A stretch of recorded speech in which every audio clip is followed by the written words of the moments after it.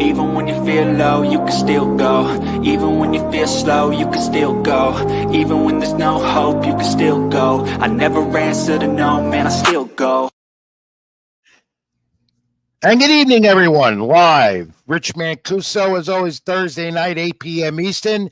It's Keep It in the Ring for this Thursday, January 30, 2025, the last Thursday, the first month of the new year. How quick it went. We're there. We're going into February. I can't believe it already. That's good for you, fight fans. We'll talk about February because it's a big month of boxing in February coming up. We'll get into that this week. And we're going to talk, of course, in a moment. Who's handling the controls with me tonight, Tommy D here at Keep It in Ring with Rich Mancuso. Ben Benitez Morel, that's the fight, the anticipated fight. It's here. It's Saturday night from Las Vegas to the Cosmopolitan. We'll break it down.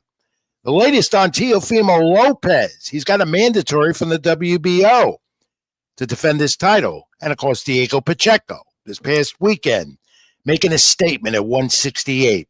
Plus much more boxing news, UFC news, WWE Royal Rumble coming up on Saturday as well. We'll get into that. AEW and the Rebel Rant live once again. Look forward to that. Back to the week nostalgia, much more. This is Keep It in the Ring with Rich Mancuso. Don't forget my social media, X, Twitter, Ring786, Facebook.com, Rich Mancuso. Like, comment, and subscribe to my YouTube channel, Rich Mancuso. That'd be much appreciated. String Punk Entertainment, AGT Network, and like the Keep It in the Ring page. Fans, read my content also on Latinosports.com. And sadly to say, today was the end of New York Sports Day and my venture there. They've gone out. The media business has changed. I had a nice run with them. It's time to move on.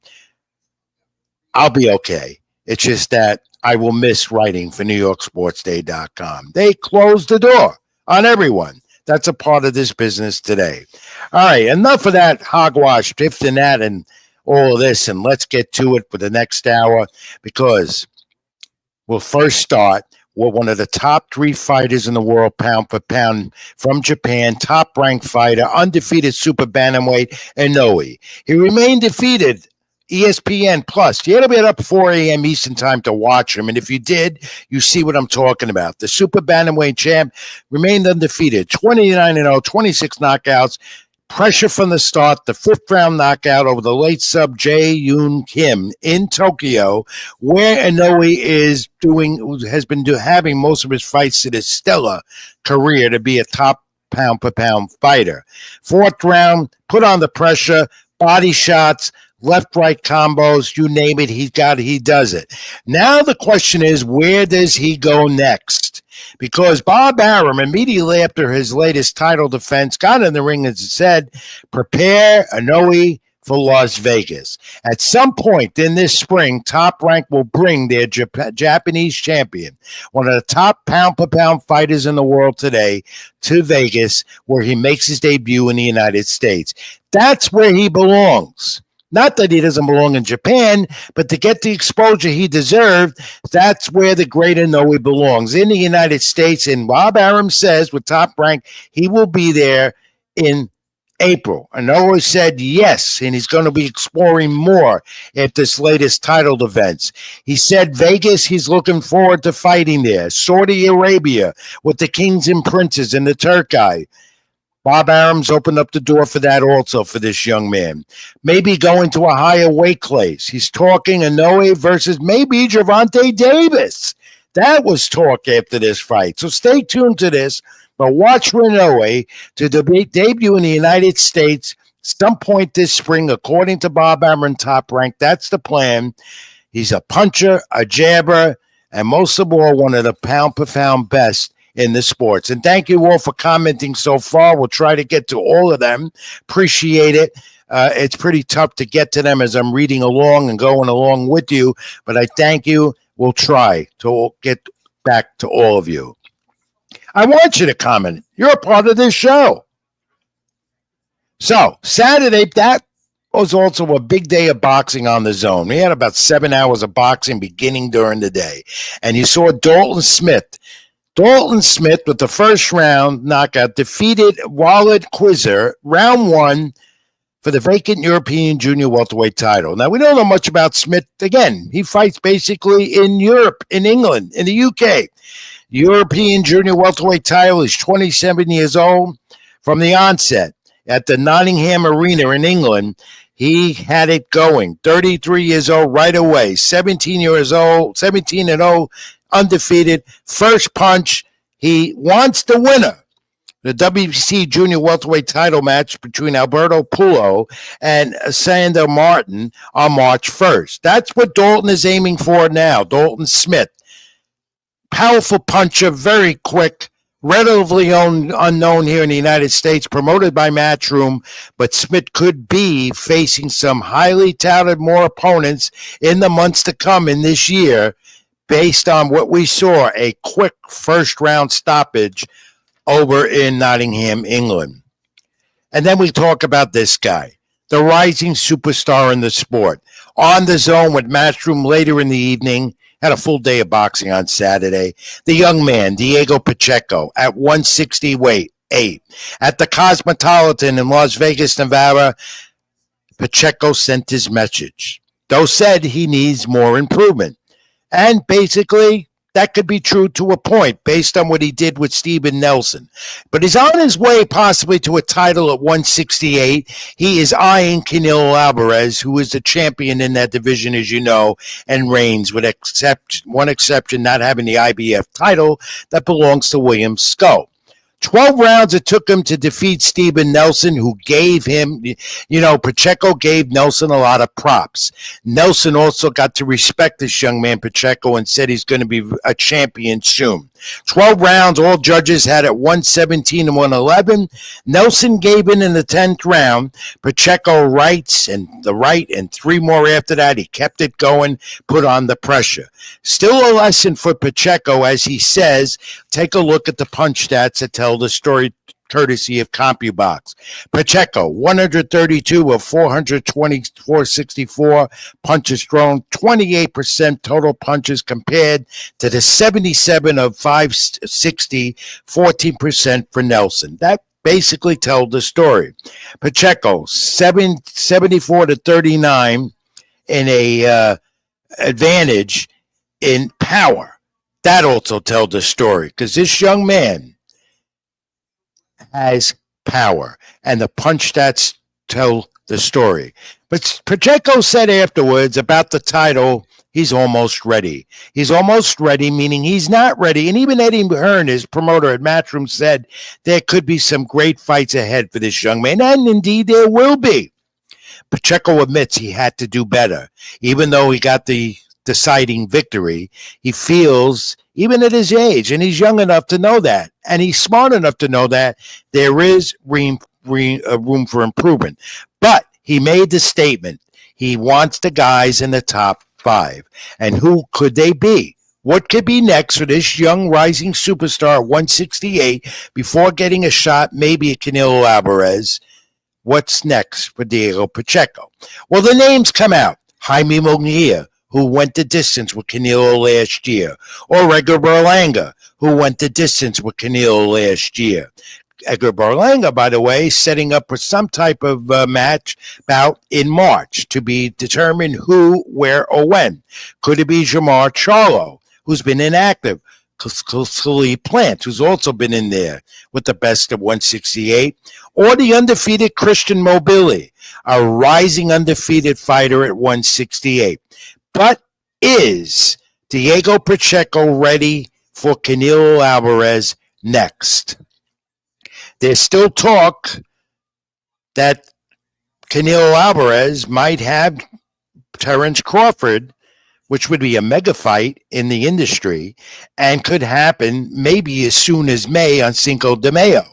But for Diego Pacheco to get Canelo Alvarez now, well, he's not ready for him. Let's face it.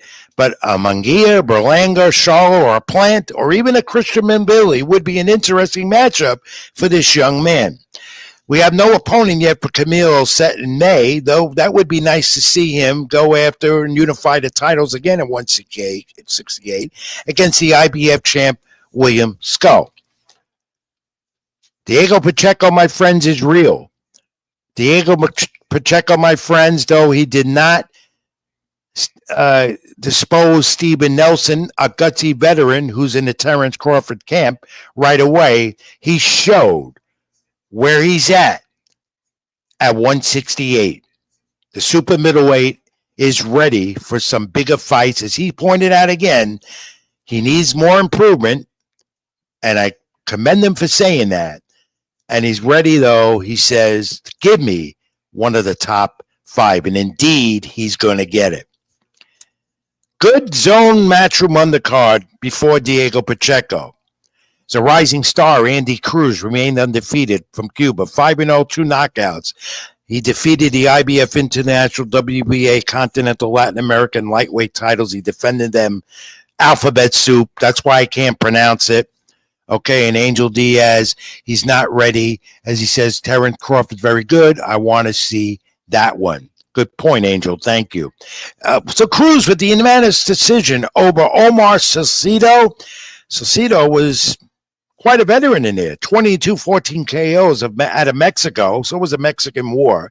10 rounds. Judges had it right. 99-91, 98-92 twice. Andy Cruz, one of those others. Though 5-0. Get it off to a great start. Ready maybe for some of the top fighters in the division and maybe ready for a bigger title opportunity, a bigger championship on his waist. And 3-time amateur champion, Olympic gold medalist in control from the beginning is Andy Cruz, a 3-time amateur champ. Started his pro career late. That's why he's 5-0. He's got the skill, got the power, combinations, got it all going for him. And how about Ernesto Mercado, super lightweight, 17-0, 16 knockouts, 4 rounds, defeated 2-time champ Jose Pedraza, the veteran. Pedraza, 29, 7-1. He's been around. 10 rounds are scheduled. He dropped Pedraza, the TKO at 52 seconds. Mercado with the combinations, the head and body shots. He's 23 years old. So you talk about another superstar, rising young superstar in the sport. It's that man, that young man, Ernesto Mercado, who went on to win before Diego Pacheco got his win. So good night of boxing on the zone. Matchroom Boxing on the zone has a full schedule ahead, including that big supercard coming up in Saudi Arabia on February 22nd. One fight after another, good for pay-per-view. Title fights galore up and down the card. More about that in the coming few weeks here on the program. Most interest, though, with the light heavyweight rematch for unification. Dmitry Bivol tries to get those titles back from Arturo Beterbiev. Yeah, Angel Diaz, thank you again. So you think Andy is ready for Keyshawn Davis? And, very good point. Not yet. Maybe one more, and we can maybe see Davis and Cruz, which would be an interesting matchup. Hey, how about doing it in New York, too? So Ryan Garcia has been quiet. That's because he's training for his comeback fight. And, of course, him and Devin Haney are in that stage now where they win both their fights coming up in a few months after Ryan Garcia's suspension is lifted. And Garcia-Haney headed for that clash, their second fight, which I said for months was going to happen. It was inevitable. However, today, Garcia comes out and says he's all for now getting VADA testing. Voluntary drug testing, which is a big point was a part of his suspension in April in that fight of last April 1st with Devin Haney. So Garcia has acquiesced to VADA testing voluntarily, and all of this stigma and all of this hurt and all this talk and negativity will be over because Garcia, if he does the VADA testing voluntarily, has no way to say, or there could be no one to say, it becomes out negative, that he cheated. So he's on the right track, and that's good for Ryan Garcia, and that's good for the sport, because I've always said, as bad as Garcia has been with his image, despite his tremendous following, he's still a superstar in this sport. Hasn't been in the ring since last April, and everyone keeps talking about him. And he's been inactive on social media. But to him, that's not good because he's a social media phenom. But let him do the fighting in the ring, and he's going to get ready to do it. And now he's going for the VADA testing. And this guy, Teofimo Lopez, the WBO champion at 140. He's busy on social media. He's a new Ryan Garcia, but not as bad, my friends. He's vouching for 15-round fights. He's old school like me. Yeah, why not do it? He says, let's do it. All for the sport. 12 rounds back to 15 in championship fights. But the WBO champion has an issue because the WBO this week ruled he has to have a mandatory defense of his title, and that could come with the winner of Jack Catterall and Arnold Barboza. They fight Saturday, January 15th. To ensure there's no interim champion in that division, they want a single champ, the WBO. Good for them, part of the alphabet soup organizations. If Teofimo fails to comply with this mandatory between Catterall and Arnold Barboza, well, he could be stripped of that title.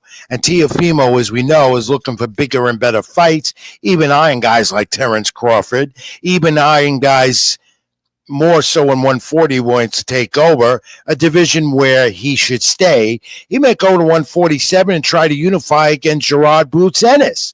What are your thoughts? Like, comment, and subscribe here on my channel on YouTube. Let me know your thoughts on Teofimo Lopez and where he goes with this WBO junior welterweight title. But Teofimo on X, where he's becoming very popular, had words with the champion, Richardson Hitchens. Here you go. Good or bad thugs, he says. He's renamed Richardson Retarded Bitchins. That's more like Ryan Garcia, my friends, not Teofimo Lopez. Though Lopez can mouth off and can be controversial at times, but a comment like that on his X page saying, renaming Richardson Hitchin with disrespect, retarded Hitchens, retarded bitchins. Well, Teofimo wants to make a statement. He wants the unified titles of 140, and that's a fight that would be in demand if they could make it. And there's been talk and buzz about Hitchens and Teofimo unifying at 140. Like him or not, Teofimo Lopez is very talented. We know that. At 140, his first few fights, not as dominant as he was at 135, where he unified the lightweight titles before losing to George Kambosos Jr. However, Hitchens and Teofimo Lopez, that would be a darn good fight, and they're buzzing about it on X. At least Teofimo is, and Hitchens and him are going back and forth. And as I tell you time and time again, week after week, fans, when fighters go on back and forth on social media, that's where you find out what's going on. That's where potential fights are eventually made. Need I tell you?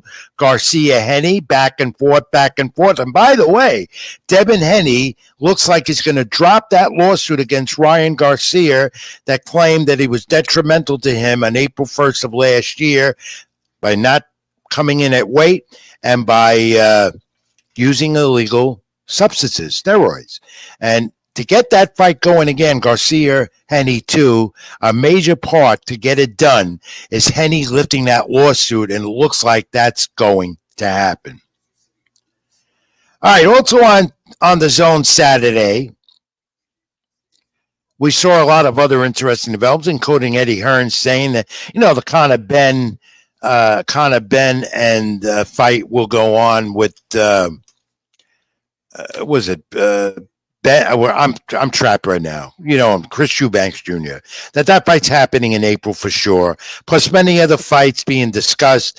Many other fights are on the calendar. Check your boxing schedule. It's going to be a full few months ahead, including that major supercard again in Saudi Arabia of April 22nd. All right. The fight everyone is talking about coming up on Saturday, and that's going to be on pay-per-view.com. And it's also going to be on the Zone pay-per-view. Oh, no, Amazon Prime pay-per-view and pay-per-view.com. David Morrell, 2 undefeated fighters out of Cuba. The WBC light heavyweight champ, David Benvenida, is undefeated. David Morrell of Cuba. Going to be a brawl. Benitez's power, and he can, and of course the puncher also in Morel. And Morel, 50-50 fight. Most boxing experts are saying that. There they were today at the press conference, the final one in Las Vegas, MGM Grand Arena, and they hate each other. Animosity. They didn't come to brawl today, but at the weigh-in tomorrow, look out for it. But the undercard is also going to be something to see. And we're going to talk more about Ben Benitez and Morel in a moment. My buddy Tommy D. Hand controls. We're going to break this down in a moment. Figueroa Fulton is going to be a good one. WBC featherweight title. And so will Pitbull Cruz, the former champion in 140 versus Fiera. A rematch, of course, with Fulton and Figueroa. That's going to be a rematch, and that one is anticipated. Jesus Ramos Jr. and Jason Rosario, middleweights. That is going to be another good one. So you got a good 3 fights before Ben Benitez and Morel on Amazon Prime, pay-per-view, and The Zone. We'll be looking for this. We're going to be talking about this fight after it's done. And look at the weigh-in tomorrow to see if they get into a brawl. They almost did today. A lot of bad words between the two. It goes back. And it'll end in the ring Saturday night. Let me bring in Tommy D, handling the controls with me tonight, my good colleague and friend. Tommy, are you there? Yes, sir. How you doing, Rich? All right. What's going on? I don't know if you want to show you. You got your face there in the background. Thanks for handling the controls with me tonight. And let's break this fight down, me and you, briefly. First of all, what do you like about the undercard first? Who do you like out of those 3 fights that precede Ben Benitez and Morel? I like the Fulton versus Figueroa fight. I think that's going to be it. That's very intriguing. Fulton won the first matchup. Some people said it was controversial. It was a closer fight than what people thought. He won, I believe, a majority decision. And then after that, he had to fight with Inoue, and he kind of, disappeared, took a break for a little bit. So now the rematch is at a bigger weight. I think Figueroa looks a lot bigger and stronger at this weight, at featherweight. But I'm intrigued to see how Fulton does. In his last fight, he didn't look so good. He got dropped, but he came back up and ended up winning a decision in his last fight. But I'm going to go with Figueroa. So I'm very intrigued in this fight. To be honest, that's the only fight I'm really interested in. The undercard to me is not that, as stacked. Oh, I like Pitbull. Tommy, I like that fight, but I like Pitbull Cruz because he's the former champion. He needs to win. He wants to get back into that mix of getting a title at 140. So I'm intrigued with him all the time. He pulled off that upset, losing, won the title. And then he later lost it. So he's been on the way back. And I think he wins this fight against Fierro, though. I like that. I like seeing Pitbull Cruz every time he's in the ring. Yeah, but he's exciting to watch. But he's tailor made for some fighters. I mean, he beat a guy in Romero. I don't think Rolly's any good. We'll talk about that more, I guess, when the Ryan fight comes. I guess he's going to yeah. But he's very one dimensional. Like, you know what he's going to do. He's there. He's going to come straight forward. He's going to have both hands up, and he's going to throw hooks. So. I'm not, too excited about him. This guy's tailor-made for him. I think he's going to stop this guy, look good in doing it, but then where does he go from here? Exactly. That's a good point. But again, he's got to win Pitbull Cruz. Otherwise, I don't know where he'll get a shot again. Yeah. Jesus Ramos Jr. and Jason Rosario. Interesting matchup. That is interesting. Jose Rosario is a very good fighter. He comes to fight. But this, I think Ramos should win this fight. He's an up-and-coming fighter. He's looking to make a statement. I believe he does so against a good veteran in Rosario. All right, so 3 good fights preceding the one we're all waiting for. The build-up has been unbelievable from Las Vegas on Saturday night from the MGM Grand, payperview.com, and The Zone. It's not a heavy price either. I don't even know what the price is of the card, but I think it's close to $80. Is it $80? I think so. I think it's close to $80. Because you know why? Because this is the PBC, and it's not the Turk guy in Saudi Arabia who says fights pay-per-view can't be at that extraordinary price. He's charging like anywhere from $18 to $29, which is great for the fight fans. So maybe the PBC eventually, if they keep doing this on Amazon Prime, will follow suit. But we're waiting for this. The two undefeated at 175 light heavyweights. A lot on the line as well. Mhm. You know, Ben Benitez and Morrell. It's going to be no doubt the toughest opponent for Ben Benitez, who says he's going to break Morrell's jaw and just take him apart. They can't stand each other. No, But the inexperience of Morrell has got me wondering, can he handle Ben Benitez? Also, he's moving up in weight class. What do you think, Tom? it's a tough fight to call. I don't want to change my pick. As I've been rocking with Morrell for the last couple years. I know some people in the chat following may disagree. Jose Angel Diaz, who's been in the chat, he knows Morrell. He's a Cuban descent. He knows Morrell. He's worked with the team, so he's saying in the chat, he's saying that Morrell is ready. They've been testing him almost every day to make sure he's on point. And then I have another friend in the chat, Judah, who's a big Benavidez fan. But I'm going to stick with Morrell. Both guys about 6'1", 6'2", I believe.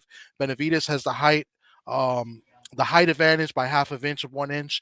Morrell has the reach advantage. He's got a 78 arm reach, as in Benavidez has a 74.5 arm reach. Southpaw for Morrell. This is going to be David Morrell's toughest fight, as well as David Benavidez's tough fight, as on both sides. I think experience will play a factor in this fight. Obviously, Benavidez has more experience, but I'm still rolling Morrell. I like the slick counterpuncher. He's got pop, and I think the keys to this fight is going to be whether or not can David Morrell handle the pressure of David Benavidez, who overwhelms you. His defense is his offense. He throws. Got power. Yeah, he's got the power. Yeah, and Tom, what I love about him is he brings it on later on, strong. And when he throws a punch to the body, you're in trouble. Yeah, that's it. That's the one thing about David Benavidez. He gets stronger as the fight goes on. So let's see two things. Can Morrell handle the pressure, right? Because Benavidez is going to throw a bunch of punches every round, right? And can he counter and set traps for Benavidez and gain his respect?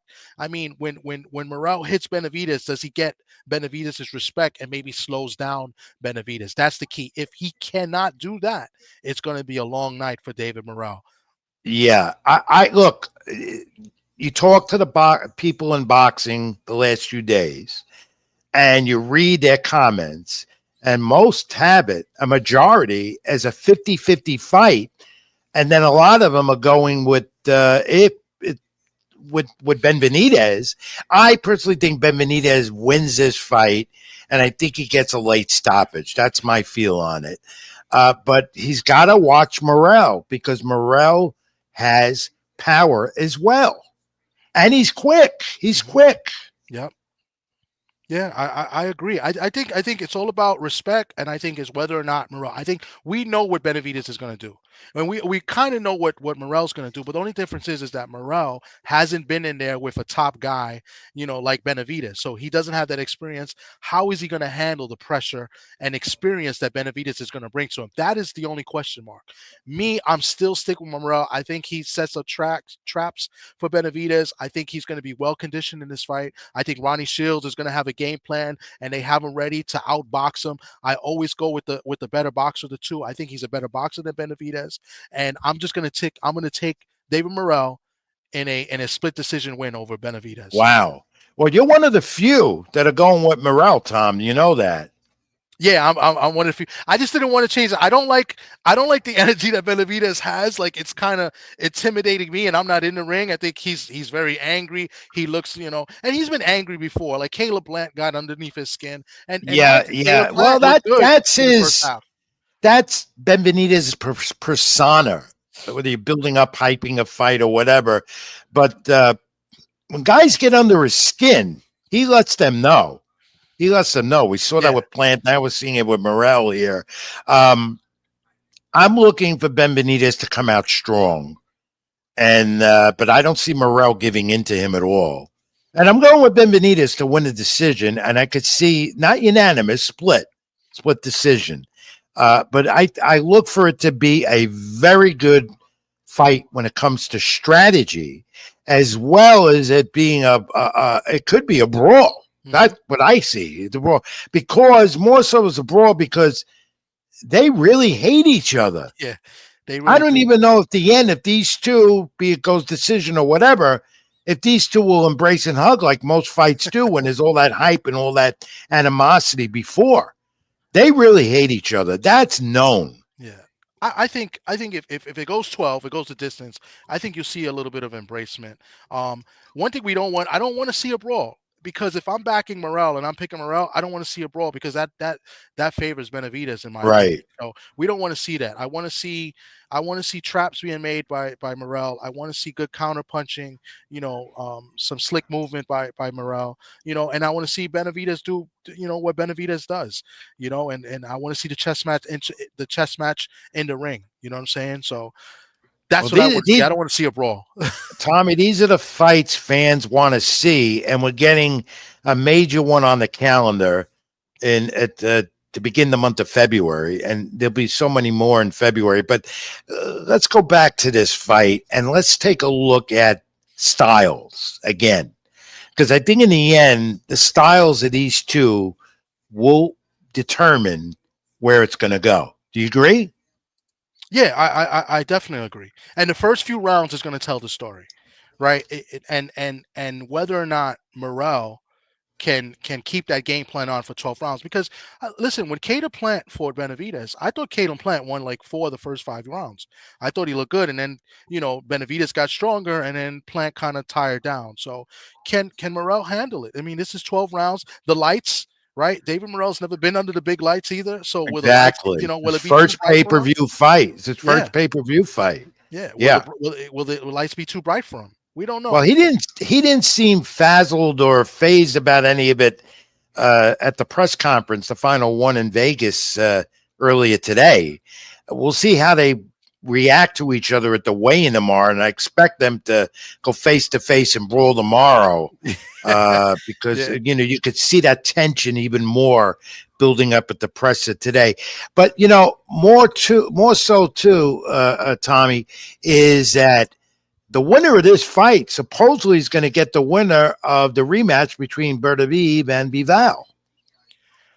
That's what I'm hearing and what I've been reading as well. I mean, seeing is believing. Let's see what happens because what if Bivol beats Benavidez, right? You assume they'll do a third fight if that was to happen. I don't think that's going to happen. I'm actually going to pick Artur Beterbiev Well, to beat him Appian brings up a again. point here in the Yeah. comments. He says Ben Benitez is scared. He tried his hardest to intimidate Morel during the face-off and failed horribly. No, I just think I think Ben Benitez was just trying to control himself. If he had to let go, he would have. I Hmm. saw a different perspective of that from the comment that just came up. But yeah, I think there's a lot riding on this fight besides how good a fight this can be. But again, the winner supposedly gets Bival winner for those light heavyweight titles. And Ben Benitez has said that this is where he's staying at light heavyweight, and he's not moving down to fight Canelo at 168. I don't know if I could believe that because if the money's great and the Turk Oh, guy and the Kings of and Princes course. are throwing at them, they're going to do it. Yeah, absolutely. Benitez go down 168 with no problem. That's his natural weight. And you fight for all that money against Canelo Alvarez. How can you turn it down? No, that's a no-brainer. I mean, if they're throwing all this money for him to take that fight with Canelo, and that's the fight you've been wanting for like the last couple years, you're taking that fight. I don't care what anybody says. See what So Judah just said? I don't think the lights will be a factor, but fight night on your first pay per view is different. That's a good point. yeah, excellent point. Thank you, Judah, for the comment. All right. So, Thomas, here's how I got it. Ben Benitez wins it by split decision, comes on strong, and it's going to go the distance, 12 rounds. I would love to see this be a 15-round fight like Teofimo Lopez is vouching for again, old school. Your pick again? I'm taking David Morrell. I'm gonna take the upset. He is the underdog in this fight, so I'm gonna take the upset. I'm gonna take Morrell in a split decision win. And I'm not going to bet you on it because I'm not a betting man. We could bet Maybe a bottle of dinner or water. something. Yeah, we could do that. Maybe dinner or something, which I owe you, by the way. That's Let's all move right. on from this and look at Xander Zayas, guy in back of me every week for a moment. 154, getting ready for his fight again at Madison Square Garden Theater, February 14th. And he says he's ready for a title at 154. Do you agree? I think so. One thing he's got to be aware of, and I think he's take steps up in every fight. And this fight, he's fighting. I think he's fighting an undefeated guy. I don't know much about the guy he's fighting, but the guy's undefeated. He has a little bit of pop, which is good. I think they're moving him in the right direction. He's still very young. You know what I'm saying? So, I think he is ready for a title shot, but got to be careful. This division is stacked. All 154 has a right. lot of good He's fights. not ready for Sebastian Fundora, do you think? I think he's ready for Sebastian Fedora. Listen, he was trying to get the Virgil Ortiz fight a few Yeah. months ago. But I he's think got a he's ready for that. smart Hall of Fame promoter, Bob Arum, that's milking him properly and is not going to throw him in there right away like that. He's No, waiting. And I think at some point by this year, he'll get a title shot. I think so. I think maybe towards the end of the year. I think right now they're going to see who Fundora. I think he has a fight lined up. You got another good fighter at that division in Charles Conwell. I think he's a You're right. stud. And he deserves a Right. title shot. He's been around for a while, so that's another guy you got to look out for. 154 sec, and Right. then you never know what Charlo's going to do. And is Crawford, Do is we that know fight where with Canelo? Charlo? We don't even know if Charlo exists. He hasn't fought in Yeah, such a long time. yeah. Right? So Charlo, this Bud has a title at that weight as well. Yeah. Oh, that's the guy. 154, unless of Yeah. course Bud Terrence Crawford wants to move to 168, jump up 2 weight classes, and go after Canelo. I think that fight's going to happen, and it'll be in Saudi Arabia. No, it might be here in the States. What the Turk guy said, they do what they're going to do in the States. That's a fight that belongs here, not in Saudi Arabia. But remains to be seen. But this came out just a few days ago, believe it or not. Put it up. Jake Paul fighting his brother Logan on Max on March 27. They've been talking about this for a long time. Jake Paul celebrating 5 years today being a pro fighter, successfully fighting nobodies, saying he's the best. Why fight Logan? First of all, is in WWE. He's got a contract there, so I don't know what's behind this, Tommy. And speaking of Are you really WWE, interested? no, I'm I not think interested. I think speaking of WWE, I think that's what this would be. This would be a scripted fight. I don't see, how this fight would be real, and I don't believe it. And I don't believe that they really would, you know, go at each other like, if it was another fighter. I just don't see it happening. I think it'll be I can't orchestrated, see that. kind of like the But they're Tyson Paul fight. scheduling it. They say it's going to happen. Mac, the talk is at Mac. They're on Max on March 27th. Pay-per-view, obviously. Jake Paul only fights on pay-per-view. And you know what? It'll make a lot of money if they do it, brother versus brother. People will buy it. Yeah, Of course. Jake Of Paul. course. He's been filling up seats and they've been selling. I mean, All the time. yeah, All the time. people Good are for boxing, intrigued. bad for boxing. I don't know. I can't get into either one of them. I'd rather see Logan in WWE. Jake Paul, to me, I will never take seriously until he fights the best. Tommy D, this is great. Behind the controls for me this week. I I appreciate you, will Rich, man. probably bring you back before we break up at the top of the hour and say goodnight and goodbye. In the Okay. meantime, we're going to take it to break. Time for the quick time out here at Keep It in the Ring. I'm Rich Mancuso. We'll come back with some brief UFC MMA news and a lot of the pro wrestling talk, including the Royal Rumble for WWE. Also, this Saturday night from Indianapolis on Peacock, AEW News, and the live segment with my friend Robbie Rebel and the Rebel Rant. That's coming up next on Keep It in the Ring. I'm Rich Mancuso. Like, subscribe, comment to my channel here on YouTube, Stream Punk Entertainment, AGT Network, and of course, like the Facebook page, Keep It in the Ring. Back in a moment. Stay with us. This is Keep It in the Ring.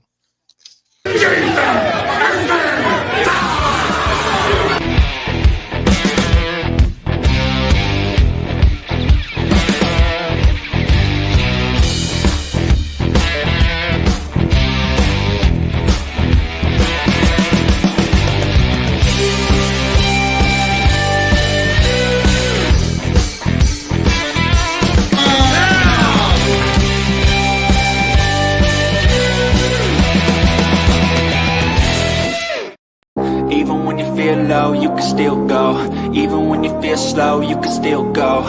Even when there's no hope, you can still go. I never answer to no, man, I still go. Back with Keep It in the Ring. We're going to get some UFC Knows Pro Wrestling segment. By the way, folks, that was an admission on my part, Tommy D's part. Pandemonium has been canceled. That coming from Jason and Desiree Knight, ACW. They got to move it back again. Desiree had some health issues. We wish her the best. She's on the road to recovery. So they say they're going to be back. So we put that up again by mistake. We shouldn't have. My apologies, but we'll talk more about that with Jason and Desiree as we move along on the program. All right, let's get to some brief UFC news before we get to the pro wrestling talk. This weekend, the second pay-per-view of the year, is you're going to have Dricius Plessis and Sean Strickland. The middleweight title, Strickland lost a split decision 5 rounds to Plessis in 2023. And UFC featherweight champ, Papiera, who you have to watch in the octagon to really appreciate his talents. He defends a title against Alexandra Volkanovski, April UFC 314. That came out just a couple of days ago.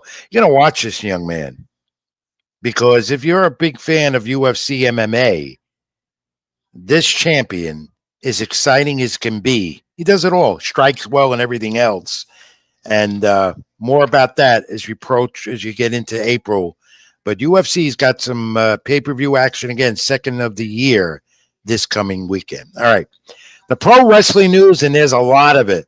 WWE at first with the Royal Rumble Saturday night, 6 p.m. Eastern start on Peacock. I don't like the time, but that's what they're doing. The Rumble, and we look at first John Cena, who's favored. Not really favored, but many saying that he is going to win the men's Royal Rumble part. And we'll get more into Cena and the entrance possibly in there.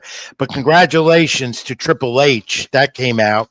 Newest member, WWE Hall of Fame as part of WrestleMania weekend. Second time he's going in. Of course, he went in with D-Generation X.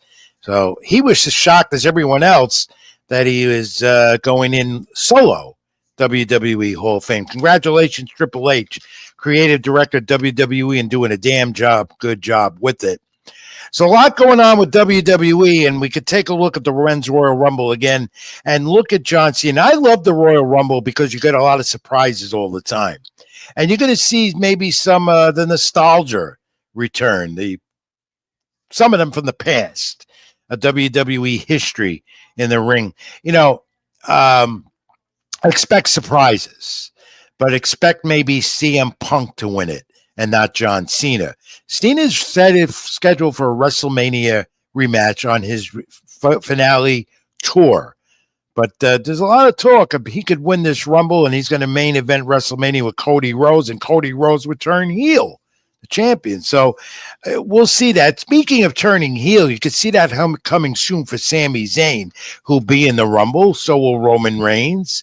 And you're also going to see a lot of, the luchadors in the Royal Rumble. You'll see that. Let's see. Who from the past do you think will be in there? What do you think? They always seem to do that every year. Someone who's healthy enough to get in the ring. I know Omos, the big, tall giant. He's been wrestling as a part of Pro Wrestling Noah, or he's been part of WWE. Still talk about Omos coming back, and this could be it. He was in the Royal Rumble, and he eliminates everyone. A couple of years ago, he spent a lot of time in the Rumble, throwing everyone over the top rope. And TNA, in their merger with WWE, or WWE working with them, they have a joint agreement, which is helping TNA tremendously. You see some TNA stars in the mix in the Rumble, and maybe even NXT. In fact, you will see NXT superstars in the Royal Rumble for the men and the women. But that guy, John Cena, will be the center of attention. And I think he's still going to win it. Or is it going to be CM Punk, McIntyre in there at the end? We'll see. But it's my favorite PALE event on the WWE schedule, the Royal Rumble. And as far as the women, the female division needs a big boost. They're going to get it. Charlotte Flair is back. And Charlotte Flair, my friends, I believe will win the Rumble and Tiffany Stratton's title. They're doing the trade-off. So they're going, stars are moving from SmackDown, Raw, and vice versa. Charlotte Flair, I think, is still scheduled to be a SmackDown superstar on USA Network on Friday nights. She wins the Women's Royal Rumble. Nia Jax will be in there at the end, I believe. Again, anything is possible. 30 entrants over the rope. My favorite PLE event for WWE. And, of course, the Bloodline with the men and Fatu. Watch him. All right. No word on Brock Lesnar's return. You're hearing talk rumors. Not going to happen. What else? And Saturday main event was pretty good. No Hulk Hogan as was expected. Jesse the Body Ventura looked good. Next one in July was good, but not as good as the first one where they re-debuted at the Nassau Coliseum. The Gunther Jey Uso match was a winner. Gunther Goldberg maybe for WrestleMania. Who knows? Talk about Goldberg. Maybe Goldberg shows up at the Men's Royal Rumble. All right, AEW. Let's quickly get to them. Omega and Fletcher teaming up with the Callis family. Saw that on Dynamite last night against the Callis family. Good tag team together. And this, MJF and Jeff Jarrett. The new against the old timer. And really, MJF is just trying to get rid of Jarrett completely. He's annihilating him every week. But still, MJF, the top heel in AEW, he's the greatest worker on the mic. Maybe not out of WWE and all wrestling, but could be. But in AEW, continues to be a top heel. And then you got Tony Storm and Mariah May. I love this. Mariah May is back. Now with Tony Storm. Luscious Tony Storm is back. Amnesia is over. And now she's going to vengeance against Mariah May. This is great. And what they did on Collision Saturday to bring her back to the real Tony Storm, clever. And I'm not a big fan of the storylines of AEW and what Tony Khan is doing. Their ratings are down. They pick up a little bit, they go down again tremendously. Their arenas are half full, but I love Tony Storm. And I love the fact she's bringing back the old gimmick. The amnesia is over. Though I think I got amnesia at times. Or AEW All In, setting up for Australia and also Grand Slam, no longer at Arthur Ashe in New York. That's coming up. All In is their big game coming up, conflicting with WWE. And by the way, the Royal Rumble on PLE on Peacock and AEW Collision head-to-head Saturday night. You know who's going to win that war. I don't know who's going to win this war, but he's waiting. Here's my buddy Robbie Rebel live with his weekly rant, the Rebel Rant. And then, Robbie, when you're done, you're going to go through the fact of the week with me. All yours, Rebel. Go ahead. It's the Rebel Rant. I keep it in the ring. I appreciate it, Rich Mancuso, and this is part of the program where we ponder and pontificate the problematic perplexities plaguing the professional wrestling business today. My name is Robbie Rebel, and this is the Rebel Rant. Now, I just want to plug myself a little bit. If you want to follow me on Facebook or Instagram, just look for the man, not in the top hat this time, but actually in the blue plaid sweatshirt, because I'm standing next to the prettiest woman in the world. That is my new fiance, and Robbie Rebel is getting married in 2026. I am on top of the mountain, baby. Woo, yeah! Now, a little bit of disclaimer before we start this whole thing. I just want to know everyone to know that everything that I say or do on the Rebel Rant does not reflect or the views of Rich Mancuso or Keep It in the Ring themselves. So let's start talking about Saturday. Yes, Saturday. I'm going to be actually going out for something for a little dinner. We're going to be talking about that. Wait a second. We're not talking about Robbie Rebel on this one. We're talking about the historic Royal Rumble. Yes, the Royal Rumble. Now, a little bit of history on the Royal Rumble. I see that people are starting to put some things down, so let's hear it. Who's the first person to ever Royal the Rumble? Tick tock, tick tock. Nope, nothing. Didn't think so. You guys are too stupid to even answer. Who's the only 4 people to ever win the Royal Rumble back to back? Nah. I don't see anything. Rich, nah, nothing from you? Didn't think so either. The longest time, the most eliminations. Well, unfortunately, I know that you were talking about how much you love. Thank you so much, because that is actually made with my name on it. But Rich Mancuso, you were talking about how much you love the Royal Rumble. Unfortunately for me, it's a snooze fest now, brother, because everything that has been happening, they're bringing back all the people from the nursing home to see who has the last hurrah, probably using the Sid Vicious it up inside the ring, which means that there's a little bit stinky stuff going on. And then there's also people who are just doing consistent spots, consistent stuff that just doesn't make sense. I hate the Royal Rumble personally, and I don't know why anyone gives a damn about the Royal Rumble. Back in my day, it was the greatest thing. Back in the 90s, we were talking about the Royal Rumble. We were talking about the Big Four pay-per-view, Royal Rumble, Summer Survivor Series, King of the Ring, and then obviously WrestleMania. But with everything that's happened, the only thing that I did like was stuff that Kofi Kingston was doing, and unfortunately we're not going to see him. And then you have 2 of these matches, which is going to be 6 hours of just boring, tossing people over the ropes. So I want nothing to do with the Royal Rumble. You could keep the Royal Rumble, and guess what? Here's something that you probably didn't see. John Cena is going to win it. He made a John Cena thing. Very funny. But there is something that has something to do with a Rumble that Robbie Rebel is going to be part of, and it's in a place called NYWC. Yes, now it's my turn to plug myself instead of talk about other things. Thank you. I appreciate that. You could follow me on Facebook or Instagram, and then just click right there. Yeah, go ahead. I'll wait. All right, time's up. So time is up. You got to wrap it up, because I got to do Fact of the Week with you. Okay, February 22nd, you want to go down to NYWC and see Robbie Rebel actually put some asses in the seats and have a little bit of money that you were actually able to put into and actually sink your teeth into. Come down to Farmingville in Long Island, and you're going to see Robbie Rebel at NYWC Psycho Circus. Also making his return, I'm going to plug one of my best friends out there. His name's Cade Lothbrock. 7-year hiatus. He's actually making a return right there. Also, March 8th, CCW, Robbie Rebel is going to be taking over there. So there's your finish up, because you don't give me enough time. I'm going to walk you into the ring as you rant, right? I'm just going to keep going. That's all I can do. But you don't give me enough time anymore, Rich. Why are we running out of time? Because you like to rant, but I want to do the Fact of the Week with you real quick, because it's a wrestling fact. It's not trivia. Thomas, put it up for the Robbie Rebel, the Rebel rant, as we do the Fact of the Week. It's not Fact of the Week till you put it up if you have it. If not, I forgive you. All right. Here you go, Rob.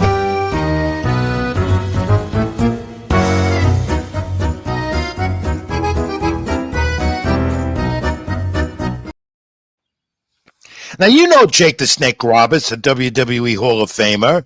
Absolutely. You know what he was all about. The distinction of him bringing the snake to the ring. He really did love snakes, by the way, in the history.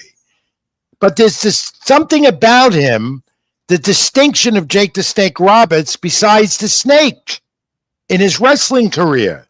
Do you know what it was? This is a fact, not trivia. Wasn't the snake. Something about him. Nobody knew about his career and what he did or didn't do. There's a couple of things. I know that the fact that he's a second-generation superstar. I know but that's not the fact. He created the DDT. That's not the fact. He also didn't yell in his promos. That's not a fact that I have about him that I want. All right, then let me hear it. You're going to get mad at me? I'm already heated up because you were talking about the Royal Rumble. Well, you know, in his illustrious Hall of Fame career, Jake the Snake Roberts never won a belt, as they call it, or a title. He never did, which shocked me when I got this. Yeah, you're right. Yeah. He never won a title. He was no more for the snake, Damien or whatever. Anyway, Robbie Rebel, the Rebel Rant, thank you again being on Keep It in the Ring. I understand your statements. I understand what you were trying to get across. Hold more of them to next week. As always, my friend, keep it in the ring. See you next week. I'll see you next week, Rich. That's the Rebel Ramp, Robbie Rebel on Keep It in the Ring. Getting more controversial week by week. I made him into a monster. Back in a moment, we'll wrap it up. One brief time out. Nostalgia. We'll wrap this all up. I'm Rich Mancuso. Keep it in the ring. Like, comment, subscribe. My YouTube channel, String Punk Entertainment, AGT Network, like the Facebook page. Back in a moment. Keep it in the ring. Even when you feel low, you can still go. Even when you feel slow, you can still go. Even when there's no hope, you can still go. I never answer to no, man, I still go. All right, we'll wrap it up. Keep it in the ring quickly. As we reach top of the hour, nostalgia time. We do it every week. We take it January 30th, 1982. That's Wilfredo Benitez defeating Roberto Duran, Hall of Famers. Unanimous decision, retaining the WBC Super Welterweight Championship. Caesars Palace, Las Vegas, Nevada. The fighters here combined records of the two 117-3-1. Unbelievable. Last successful title defense here for Benitez, a 3-division world champ. He would lose the title to Thomas Hearns later that year. January 30th, 1982, Las Vegas. Hall of Famers Wilfredo Benitez and Roberto Duran, known with the No Mas with Sugar Ray Leonard. And we go back to February 1st, 1965. Heavyweight champ, Hall of Famer Floyd Patterson beat George Chuvalo, unanimous decision, non-title heavyweight title at Madison Square Garden in New York City. The 12-rounder was known as Fight of the Year. And February 5th of 1977, Sugar Ray Leonard, just talked about him, his pro debut on the CBS television network when boxing was not streamed, but on national TV at the Baltimore Civic Center. He becomes a 5-division champion later on, the great Hall of Famer, Sugar Ray Leonard. And that's our Nostalgia Bad for the week. We do it every week on the program. Hope you enjoy it as much as I do. Ending on sad notes tonight, first of all, condolences to the victims of that awful plane crash, the tragedy with the helicopter in Washington, D.C. Our thoughts and prayers are to those families, and just a horrible, horrible time. Horrible for this country and for your aviation and so forth. And rest in peace to a good friend, an old friend, 80-year-old boxing legendary scribe, as we called him, writer, Michael Katz, from the Bronx, like me, went on to be a Hall of Fame writer and is the Nat Fleischer Award and the Boxing Hall of Fame, numerous other awards, Boxing Writers Awards, everywhere else. Michael Katz wrote for the New York Times and the New York Daily News. Now, Michael had still been around. And if you knew Mike, you knew him to be controversial. Yet, he was very, very helpful. In fact, I'm going to flash back to the early 1980s. There was a boxing gym in the Bronx, New York, known as the Jerome Boxing Club. In fact, many of the great Latino champions used to train, even the late Hector Macho Camacho, often at the Jerome Boxing Club. So the owners at the gym at the time, Torres family, contacted me back then because the gym was they were getting dispossessed of the property. City of New York supposedly owned the building, and the boxing gym was on its way to closure. Michael Katz came to the rescue. I called him. I said, look, not only is it a great story, but you'll be helping the community, the kids, and the people at the Jerome Boxing Club. Michael Katz came with no problem. He said, I'll be there. I'm a Bronx guy as well, and most of all, a boxing guy. Michael sorted out the story, got the appropriate people on the phone, wrote a major feature on the New York Daily News at the time. The gym was saved. That's the type of man the late Michael Katz was. Controversial, sometimes very difficult to talk to. Believe me, I know that. We had a very rough beginning to get to know each other and then develop that mutual respect at ringside. He had been ailing, passed away to a nursing home, 80 years of age this week. Rest in peace, Mike. Great friend you are, great colleague. Ringside has never been the same since you left. The boxing world lost a warrior boxing scribe. And that's it for Keeping in the Ring this week, my friends, on the program. Thank you for joining me. Tommy D, great job. Thanks for joining me behind the controls and also breaking down Morel Benvenidez. That's the fight to watch Saturday night. Amazon Prime pay-per-view and payperview.com. We'll analyze it next week. We also want to thank all of you for once again joining me every week here on the program. It's Keeping in the Ring, live on my YouTube channel, Rich Mancuso. Like, comment, most of all, subscribe also at Stream Punk Entertainment, the AGT Network. Get my social media handle, X, Twitter, Ring786, also Facebook.com, Rich Mancuso. I'm also on Instagram. Read my content on LatinoSports.com, also on String Punk Entertainment. So until next week, I want you all to be well, stay healthy, be good to each other, and God bless. I'm Rich Mancuso. Thanks for watching. See you next week live again, 8 p.m. Eastern, Thursday night. And as always, keep it in the ring. Thank you. Even when you feel low, you can still go. Even when you feel slow, you can still go. Even when there's no hope, you can still go. I never answer to no, man, I still go.